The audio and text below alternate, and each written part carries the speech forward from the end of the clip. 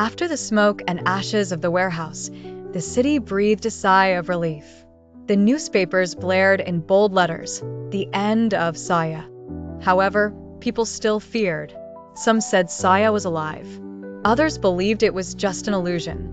And as for Aryan and Anvi, no trace. Time passed.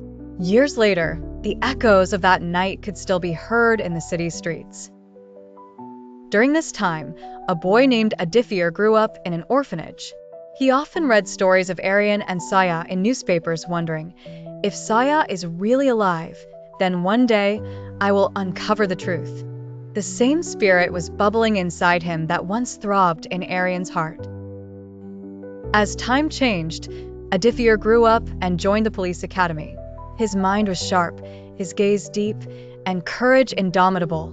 People used to say, "This boy is like Aryan."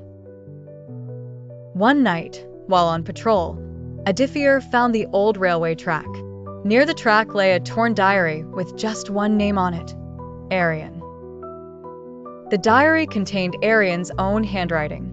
On the last page was written, "If I never return, then someone else must continue my fight. Because Saya never ends, it must be ended." Tears welled up in Adifir's eyes. At that moment, he decided the fight was now his. Weeks later, crime started spreading in the city once more. The organization, whose pieces Aryan had shattered, was rising again. Adifir took up the cause alone. In every move, people said, "He's just like Aryan." But Adifir held one distinction. He never broke the law. He did not rely on the darkness. He chose the path of truth and trust of the people. Finally, a decisive night came. The last thug of the organization cornered Adifir. The fight was fierce, but in his eyes was the conviction that the foes had once seen in Aryans. By morning, the organization was abolished. Cheering ensued. Police Captain Varma placed a hand on Adifir's shoulder and said, "Perhaps this was Aryan's dream. And today you have fulfilled it, Adifir." For the first time, the city slept soundly. The fear that had gripped people's hearts for years had vanished. Adifir went to the old bridge, the last trace of Aryan and Anvi.